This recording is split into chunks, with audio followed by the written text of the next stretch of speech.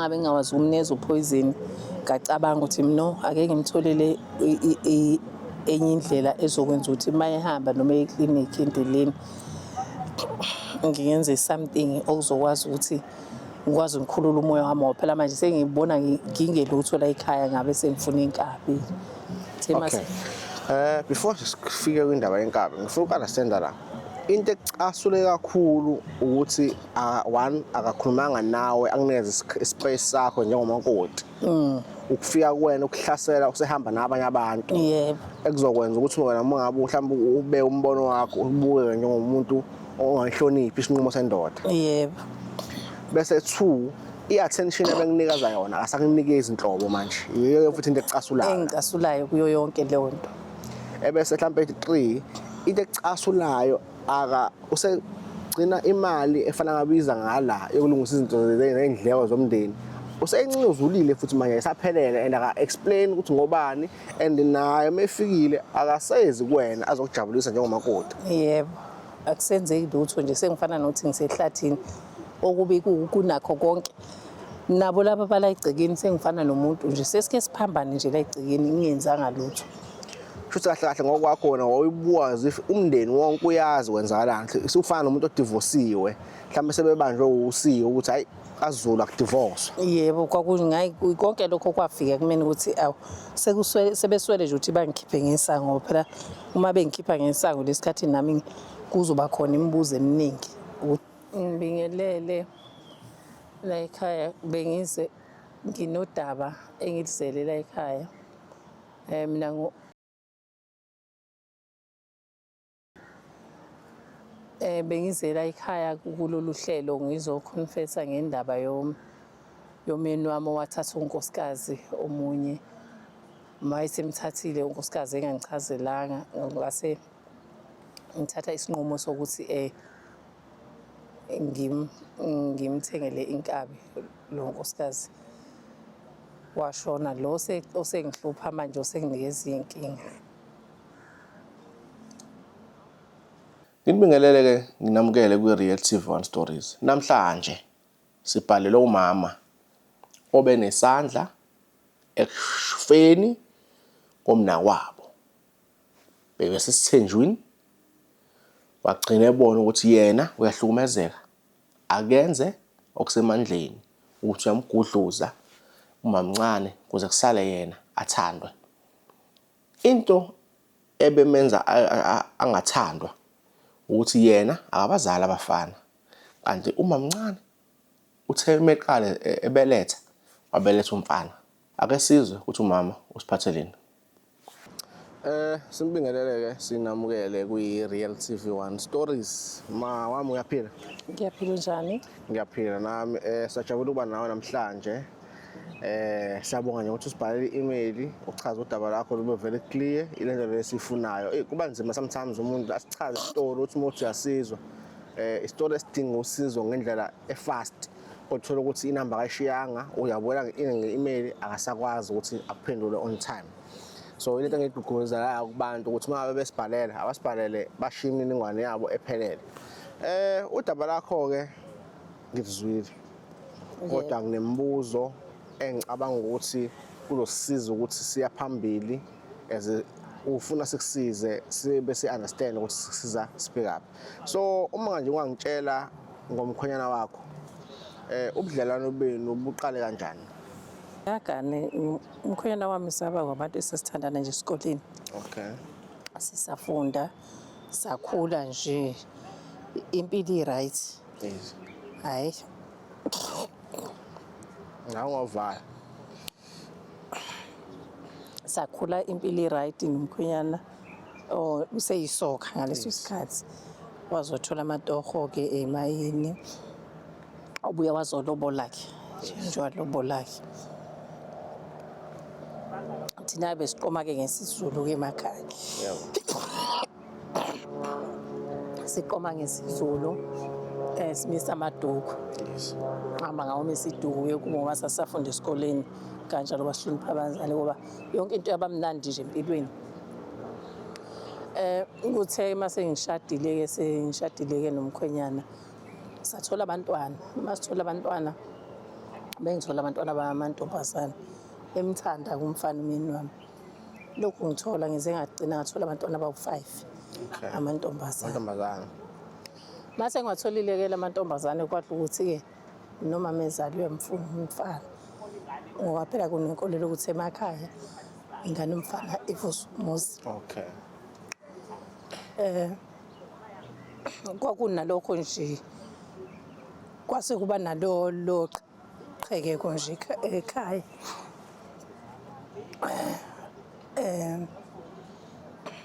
Nosigwiza uyayazi indaba yasemzini makunosigwiza noma ungenayo ingane yomfana kuba nezinto eziningi. So kodwa angikuthathanga serious ngoba ngangitshela ukuthi phela ngoba umuntu esakhula naye mhlasimbe uzo-understand kangcono yonke into. Azange ngithathe serious ngaqala nje ngatho uthe ukuhamba kwesikhathi komunye unyaka mayefika-ke ubaba wafika esezofika. Into eyangiphatha kabuhlungu kakhulu ile ukuthi wathi mayesefika ezongitshela le ndaba ukuthi ucabanga ukuthi na athathe omunye ozongisiza. Okay. Azange afike yedwa sikhulume sobabili njengokushada kwethu. Wabe sefika le ndaba eseyixoxa esefika nabafowabo noma wakhe. Okay. Azange siqale siyikhulume sobabili njengoba siganene. Mayefike ikhuluma le ndaba efika nabo sengizotshelwa le ndaba iyona into eyangiphatha kabuhlungu kakhulu ukuthi usho ukuthi bonke labantu abangeseki ngoba nami phela angizenzanga ukuthi ngitholele abantwana kanti futhi vele la ngagana ngimncane. Yonke into nje ezinye zezinto ngayifundela khona la ekhaya ngoba ngagana ngimncane. So usho ukuthi ngabuka leyo nto lokuthi awu usho ukuthi isithunzi sami la ekhaya angisumuntu ngoba manje bakwazi ukuthi baqhame sebezoqhamuka bewumndeni. Kusho ukuthi lento bayayikhuluma bebodwa. Ukube kwafika umyeni wami uqala sayikhuluma sobabili mhlasimbe kwakuzoba ngcono. Ngazibona ngehle isithunzi, ngazibona ngumuntu ngazibona nje ngumuntu ongelutho kahle kahle. Ngangitshela ukuthi umyeni wami uyadlala. Ngangasuthi lento sebeplanele iserious. Uthe ukuhamba kwesikhathi ngithe ngizwa umyeni wami esengitshela ukuthi unentombazane ekhulelwe. Awu kanti ngisanda kutshelwa manje nje kunesikhashana esincane sekunentombazane ekhulelwe. Angazi ngizoyitshela ukuthi mina kusho ukuthi into okwakuvele beyazi vele umndeni wakhona ngoba mase uzothi ungitshela isikhashana esincane kangaka kungakapheli usho isikhathi esingakanani sevele uzongitshela indaba yomuntu uthena unomuntu okhulelwe usisokhulelwe. Hayi nakhona lokho kungiphathe kabuhlungu. Usho ukuthi kanti bengihleli vele la ekhaya lento usho ukuthi bihleli kungiphathe kabuhlungu. Hayi usisi-ke ukuhamba kwesikhathi-ke hayi usisi azagcine abelethe-ke. Mayebeletha kusethola ingane yomfana. Mayethola lengane yomfana ayi ngisale nginombuzo ngibone-ke manje la ekhaya vele angisemuntu. Ukuthola kwengane yomfana ngithe ngizwa khona lapho umkhwenyana wami wayesenciphisa indlela zokusupporta la endlini. Okay. Wase kuba khona izinto ayikhathayo okhomba ukuthi phela manje isho ukuthi sesishera sibaningi izinto wakhatha izinto zala endlini. Hayi mangimbuza lokho phela manje ngiyabona ukuthi ngisengiyasindeka izinto zonke phela izingane ziyafunda ziyagibela zenzo zonke izinto iyangisinda yonke lento kanti yena futhi wathi ngiyasebenzi angihlalela ekhaya ngibheka abantwana ngibheka ekhaya. Sengiyasinda mangithi ngiyakhuluma naye uyangitshela ifane ngi-understand. Manje angazi ukuthi ngizo-understanda kanjani ngoba phela sengikhona izinto engiyiswela ngempela kubantu bami. Kusho ukuthi imbona ayisahlangani useyagcina ubaba akasabuyi mangabe kungugudi useba nesikhathi nje sokuhlala ngabonakala. Kunzima nokuthi ngiyokutshela kahle umama ezala yonke lento iyangisinda ngahamba ngabuyela ekhaya ngawubika khona ukuthi manje ngisakwazi ukubuyela umama ezala ngoba phela beza bonke labantu bazongitshela lenkingi. Ngaqala indaba ngayoyibika ekhaya. Noma-ke ekhaya bengeke bayikhulume yonke phela bayiqede ngoba phela indaba yami nasemzini wami. Ngase ngiyobika ngoba nami nje sekenzela ukuthi ngibe nabantu mhlasimpe abazonginika i-support. Abazonginika i-support. Ngayibika-ke ekhaya-ke kunokuthi-ke phela uyazi abantu abadala baba nalonto ukuthi bakunika isithombe sokuthi bekezela ngoba wagana bekezele lona phuzu utshelwa lo. Okay, ngiyabekezela-ke ngokuhlala ngithe ngibona kwasekuba nzima kakhulu nangiphela usisi lo ozilingana umfana ngezwe sekuthiwa nakho umshado. Sekuhleliwe umshado yonke into mina angazi lutho ngikhona kuleli gceke ngangigcina untombazane kuthiwa ibelethile ithola umfana. Sekuhlelwe yonke into kodwa mayifika futhi lo sisi ezela ufika ayohlala ngale kwamama ulala nomama khona ngale endlini enkulu ezinomntwana. Ngifana nje nomuntu ongelutho kuleli khaya. Emva kwezinto eziningi sengizenzile la ekhaya ngikhulisa ingane zosqueeze bami la ekhaya. Odadewabo bendoda bayasebenza emadolobheni. Nginake yonke into kodwa manje sengibona ngathi ngumuntu omubi kuleli khaya ngokuthi angisatshelwa izinto bengiganile.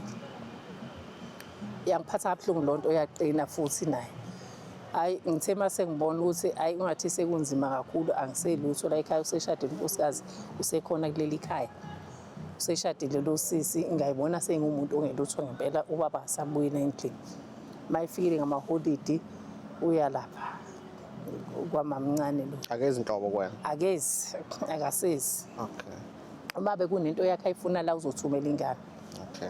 Ukuthi ayimlethele isono sami angisaza kukho engakusho ngoba angibaphikisa ngalesikhathi bengitshela ukuthi ngizotshelwa phela ukuthi ngoba kahle kahle babengitshela sasingabonisana angibaphikisana ngamabethi sekhona umuntu ozongena zange ngisho lutho sangibaphikisa. Manje ngitheke kwagcina sengigcina manje sengumuntu ongathi nomqondo wami ngaqala ngaba umuntu ongathi uphathe kabi nomqondo wami awusahambi kahle. Akekho umuntu ongizombikela noma ngizuthi ngiyagula kunjani akekho umuntu ongizombikela ngoba umyeni wami lona engenza ngaye uyena ongasanginakile ufanele ngabe uyangiprotecta kuyintweni esiningi. Inhliziyo yami yasaba yimbi ngaze ngacabanga into ethize kwaba ukuthi angikwazi ukufinyelela lapha endlini kwamamncane ngangeke ngikwazi ukumnikeza upoison. Mangabe ngingakwazi ukumnikeza upoison ngacabanga ukuthi no ake ngimtholele enye indlela ezokwenza ukuthi mayehamba noma eclinic endleleni ngiyenze something okuzokwazi ukuthi ngikwazi ukukhulula umoya wami phela manje sengibona ngingelutho la ekhaya ngabe sengifuna inkabi. Okay. Before sifike kwindaba yenkabi ngifuna ukunderstand la into ecasule kakhulu ukuthi one akakhulumanga nawe akunikeza ispace sakho njengomakoti. Ukufika kuwena ukuhlasela usehamba nabanye abantu. Yebo. Ekuzokwenza ukuthi wena mangabe mhlawumbe ube umbono wakho ubuke njengomuntu ongahloniphi isinqumo sendoda. Yebo. Bese 2 i-attention ebengikunikeza yona akasakunikeza inhlobo manje. Yiyo futhi into ecasulayo. Engicasulayo kuyo yonke leyo nto. Ebese mhlawumbe 3 into ecasulayo usegcina imali efana ngabiza ngala yokulungisa izinto nezindleko zomndeni. Useyincuzulile futhi manje esaphelele and aka-explain ukuthi ngobani and naye mefikile akasezi kuwena azokujabulisa njengomakoti. Yebo. Akusenzeki lutho nje sengifana nokuthi ngisehlathini okubi kunakho konke. Nabo laba bala egcekeni sengifana nomuntu nje sesike siphambane nje la egcekeni ngiyenzanga lutho. Futhi kahle kahle ngokwakhona wayibuka if umndeni wonke uyazi wenzakalani. Usufana nomuntu odivosiwe mhlawumbe sebebanjwe usiyo ukuthi hayi kaZulu akudivorce. Yebo kwakungayi konke lokho kwafika kumina ukuthi awu sebeswele nje ukuthi bangikhiphe ngesango phela uma bengikhipha ngesango lesikhathi nami kuzoba khona imibuzo eminingi ukuthi ngikhishelwane ngesango. Yingakho sebengigcinile nje kuleli gceke. Okay, mhlawumbe singabuza lo makoti nomunye ofanayo ogcina esebomakoti ngokupheleleyo azale nendodana wena ungakwazanga ukuthi uyizale. Mhlawumbe uyiwena personal uyamzonda yena noma mhlawumbe usumzondisa ukuthi uyakuphazamisa endodeni yakho. Yena ngeke ngubeke ukuthi ngiyamzonda. Umuntu okwakufuze asihlanganise asenze ukuthi sizwane noma ngaba nakho lokho naye ingcono ukube naye uthe mase iganelela ekhaya wayisondeza kumina. Umuntu kodwa kwakufuza asihlanganise ukuze sihlangane ilo muntu esasize ngayo la ekhaya. Okay. Ngeke yena ngimthini kodwa khona manje senginakho lokho ngoba manje naye uactor as if mina ngisilwane. Akazenza ukuthi la ekhaya ayiveze ukuthi isiganele sobabili kwanaye useyisilwane. Kwanaye nje ukube namagama angitshela wona nzima kabi. Okay. So wayithola inkabi. ngiyayithola inkabi. Okay, awusithathe-ke Quna-ke kwisigaba senkabi ukuthi uyithola kanjani, uvele uzazi iy'nkabi noma nawe wenza njengomama wahamba wathola ku-connection? Nganginomngani wami nje osebenzayo vele eThekwini. Yes. Oyisebenzela eThekwini. Ngixoxa-ke lenkinga yami ngamtshela ukuthi eyi nginenkinga enje manje ngifuna into ekanje. Sekhona lapho ngoba nami ngase ngidecide isinqumo ngoba leyo ukuthi ngiyibulale ngishiye iy'ngane zami ngangiyicabanga. But ngabona ukuthi nazo zothwala kanzima njengoba nami ngasafuna la ekhaya. Yes. Azizukuba nayo umuntu ozoyivikela. Ngcono ngathatha lesi sinqumo-ke ngikhulume nolosisi omngani wami ukuthi akangizamele khona indlela angizamela yona. Wangitshela ukuthi hayi usengitholele-ke umuntu ozokwazi ukuthi angisize. Saxhumana-ke nalowo muntu-ke saxoxa sonke nayo-ke leyo nkabi safonelana-ke. Ngase ngiyazama-ke ukuthi ngimkhokhele imadlanyana encane ukuze azoqala umsebenzi. Okay, oqala umsebenzi kwenzeka ngendlela ofuna kwenzeke ngayo.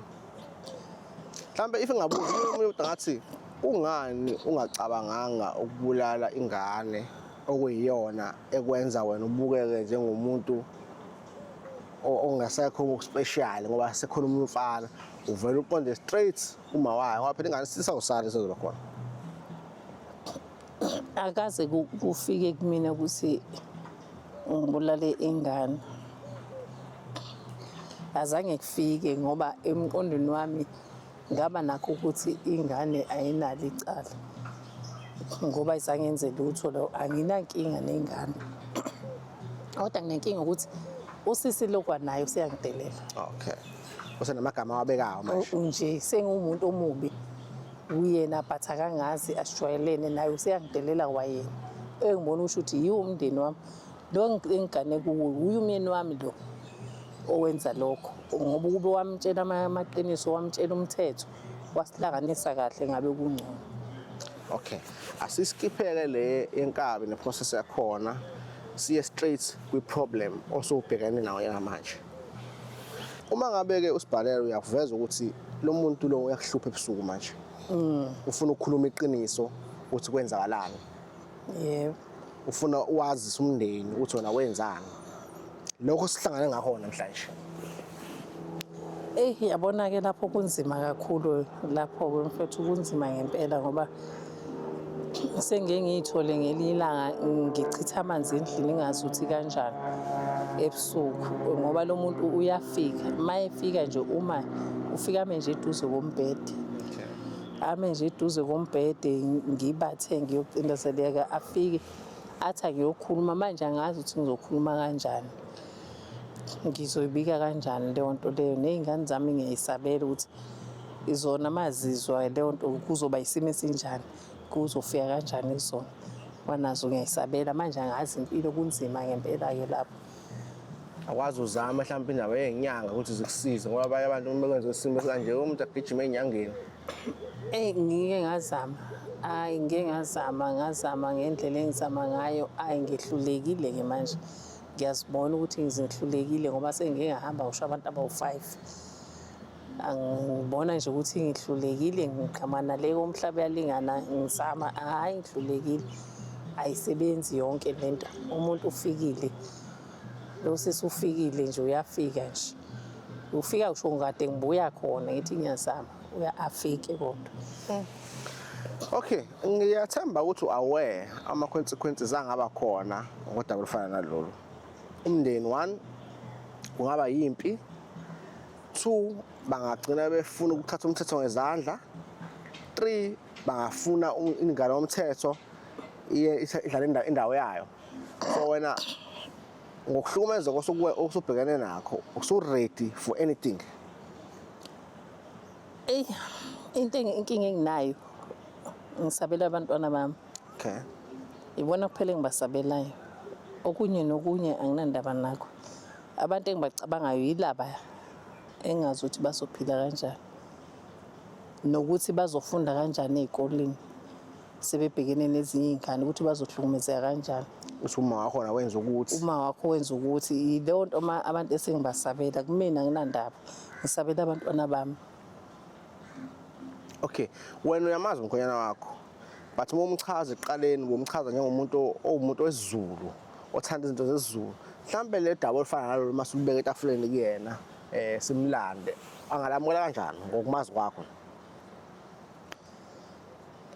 Ngeke umchaze yabona kumanje ngizoyitshela nje ukuthi bengimazi kuqala umyeni wami kodwa manje angisamazi ukuthi usewumuntu onjani. Umuntu uma ekwazi ukuthi akwenzele into enkulu ahlele into enkulu kodwa ukhona wena lowo muntu awusamazi. Yes. Angisamazi angazi ukuthi uzokuthatha kanjani lokho ngoba wakwazi ukuthi enze izinto ngaphandle kwami ezinye angazi.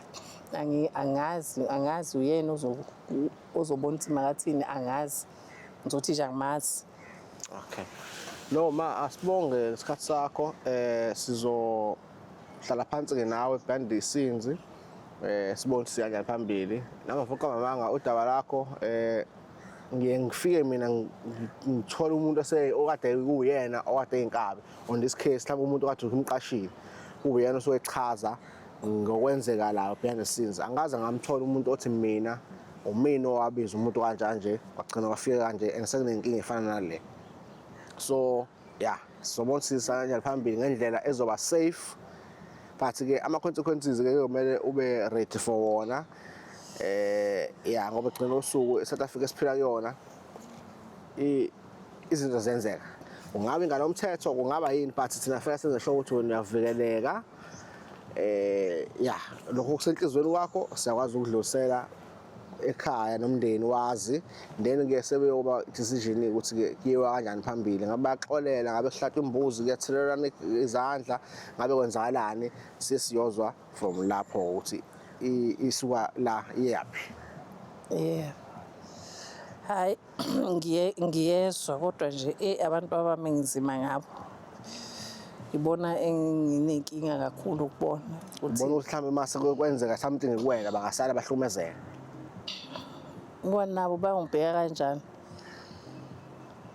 sengibuka bona nje ukuthi ngibukele bona ukuthi bazongibheka kanjani bese ngibukela bona imva labo ukuthi kuzokwenzekelani ngabo. So kahle wena ngabe le daba lo uphumela ubala ukuba lo muntu akaqini ukuba akangihluphi kanje ngendlela angihlupha ngakhona ngabe nje ngiyathula nje kodwa manje sengiyabona ukuthi kunzima and nabantu sengiyabona futhi nabo ukuthi kunento abayisolayo ukuthi khona into engekho right kumina. Awusakho normal sayo noma wabo lo bamazinyo akusekho nje lokho okujwayelekile abakwaziyo. Okay. Ngiyathemba ukuthi ngibukile le video nayiqeda. Umama la wenza into engafanele ayenze. Usenkingeni manje. Ngizothi umama lo ambulala uyampokela. Bafowethu, si-Relative One sanixwayisa. Musani ukwenza izinto ezirong. Musani ukwenza izinto ezirong. ESouth Africa, emhlabeni, uma wenze into wrong uyaboshwa. So le video le ayibe isifundo kubantu ukuthi yonke into inama consequences ayo. Kuthiwa igazi lomuntu liyakhuluma. Make sure lento le akudlalwa, ku serious, igazi lomuntu liyakhuluma. Wena uhamba nje ucabanga ukuthi uzowela ubulala abantu, uzoba nenkinga nenkabi nike nibona ama video ziyachaza zithi zihamba ziyogezwa zenzeni kodwa still umuntu uhamba nabo impilo yakho yonke. So umama ke into ayivezayo into aworried ngayo izingane zakhe. Kahle uzicabangela yena nezingane zakhe. Akacabanganga loya mama nengane yakhe. Ngoba nayo ayinamama namhlanje. Iyafisa engazi ukuthi uma wayo ngabe ukhona. Wonke umuntu uyafisa uba nomzali. Kuye understandeke umuntu umeshone ngaphandle kwesandla somuntu. Mhlawumbe ugulile, mhlawumbe kube njani.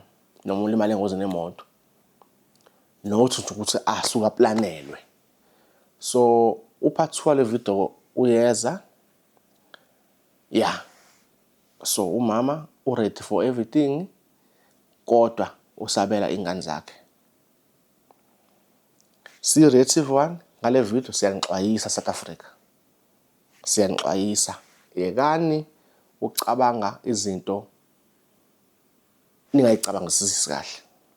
Ukubulala umuntu kuyisono ngokwaNkulunkulu, ukubulala umuntu kuyicala ngokomthetho. So abenza icala ngalo mthetho kumele isebenze kubona. So balekani-ke emicabangweni emimbi. Abantu abalungile, abantu abangcwele. Inkosi ithele umusa. Asihlangane futhi ngokuzayo. Until next time, stay blessed.